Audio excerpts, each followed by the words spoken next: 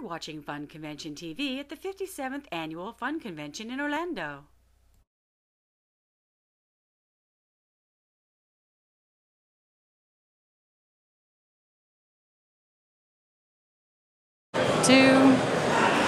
We're here at the Fun Convention with Q. David Bowers from Stacks & Bowers. Thank you for speaking with Fun Convention TV. Mr. Bowers, what is your outlook for coin collecting in 2012? Well, I think coin collecting is here to stay. It's been here for a while. I think coins should be collected. Mainly should be approached as a collection, but also as an investment. There was a seminar yesterday by Scott Travers that we participated in, and he asked for a show of hands. How many people are collectors? How many people are investors? How many people are both? So I think the typical collector that I admire is someone who enjoys coins, learns about their history, reads a few books about them, but then is also aware, spends carefully, so that if he or she spends $10,000 and the market holds, that the coins will be worth more in the future. We've had many large collections over the years,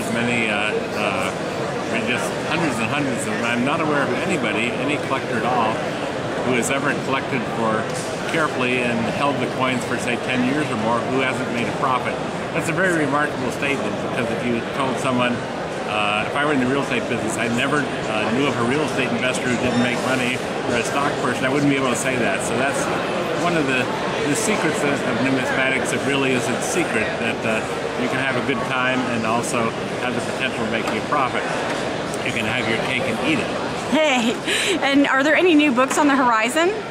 Well, I'm always in the middle of writing one book or another. I just finished a book on Americana for Whitman. That's the title of it, I believe. I did another one on Presidents of the United States. These are popularly priced books, and they'll be sold for $9.95, $14.95, or whatever. We're doing an obsolete currency project for Whitman. We have a staff, including some Whitman people. There's always something in the pipeline that's being worked on. Believe it or not, a little bit away from numismatics, in-house at Whitman is a book called 1,000 Nights at the Movies, and I did that with a friend named Kathy Fuller on movie history. I like movie history. Me too. That's awesome. You can't live by just coins alone. No. So I like movie history. So it'll be probably a definitive book on the motion picture from a long time ago, through Edison, through the silent era. It's a silent movie book, and that's coming out. Probably be 700 or 800 pages. There's always something going on. Whitman, the guidebook of the United States coins, the professional guidebook, which is another version. Always something going on, and always something ahead. It's always nice to have things ahead, because I like challenges and like things to do. Well, are you collecting anything personally these days? Well, I've always collected a few obscure things, not of great value, but I collect counter-stamped United States large cents, 1793 1857. I collect obsolete paper money put out by state banks in Maine and in New Hampshire from the 1790s till 1865. And I also collect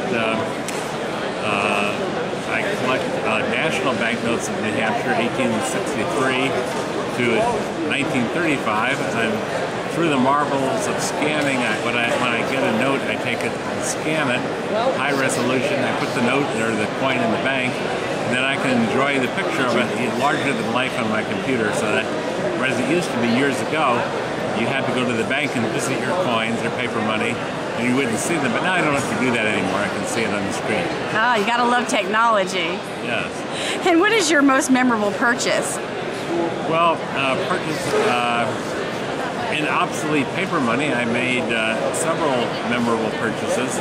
These aren't of great value in terms of United States coins, but I purchased the only known $100 note from the Carroll County Bank of Sandwich, New Hampshire, from Dave Sunman, my friend from Littleton Point.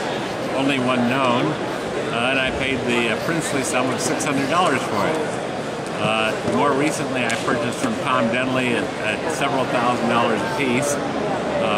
The only three notes I know on Nashville, not Tennessee, but Nashville, New Hampshire. These are very interesting notes. because it actually is Nashua, New Hampshire, a well-known town. But a little section of Nashua got upset with the town fathers and seceded and called themselves Nashville for a short amount of time. There happened to be a bank in that part, so they put out some notes called Nashville. I had never seen one before. So those are real prizes. A very good example of how something can be exciting and not expensive. And I've auctioned my share of 1804 silver dollars and all that good stuff. In fact, I was had the first still hold the record. I believe it's $4 million and something for 1804 silver dollar auction. I sold the first $1 million coin at auction in 1996, first one worldwide, in 1913 Liberty nickel at 1.6 million. But these are just figures. But when it comes to interesting history, there are any number of coins that are in tokens and metals that are much less valuable that I enjoy owning. Wow. Well, what is your most memorable auction experience? Well, I've had a number of them. Personally cataloging, along with staff, the Eliasburg collection of United States coins, which is the only collection ever formed that had one of everything in it. And that was done in a series of sales in 1982, 1996, and 1997. And that'll never happen again, so that's probably super unique.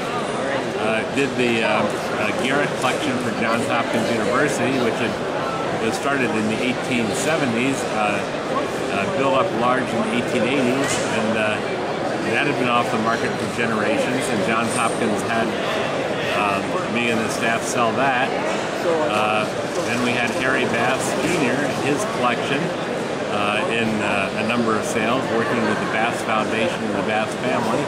That had many, many rarities and unique pieces. Ambassador R. Henry Norweb's collection. So we've been blessed by having, of the great collections of the world that the United States have been sold, we've been very fortunate in having the majority of them go through my hands and the staff, which is well, I like to think it's because of ability in selling them, but it's also a matter of luck.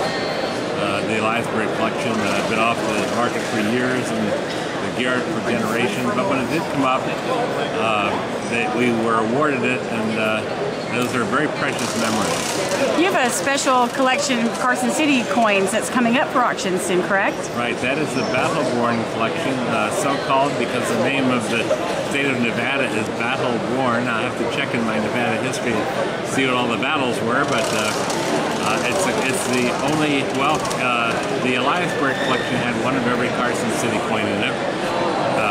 But that ended when we sold the gold portion of the Eliasburg collection in 1982. There went the CC gold. So since 1982, this has been the only complete Carson City collection. And before 1982, the only one was the Eliasburg collection.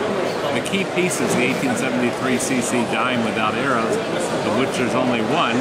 So whether anyone else will ever have a complete set of Carson City coins will depend on whether they buy this coin. So, aren't they calling that the $1 million dime?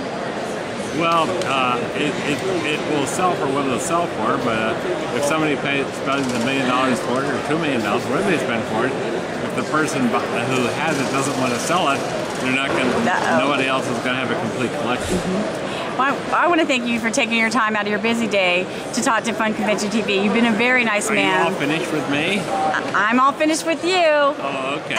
Well, we like fun. I must say that I've been to Fun since the Fun first started, and Fun used to move around from one place to another, like St. Petersburg, whatever. And when I was a little kid, I used to go to Fun, so I've been to the first 2, 3, 4 Fun shows, and been to most of them ever since. So it's nice to be here today, and January 7th, 2012, talking to such a nice interviewer and being surrounded by such nice people.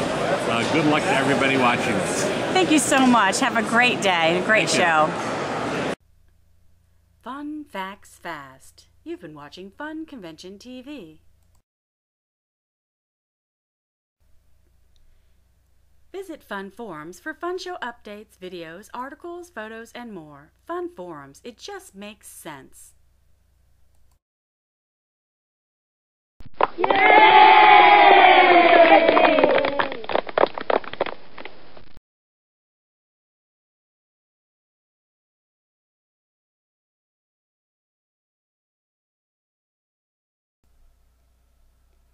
video is the property of F.U.N, Florida United Numismatists.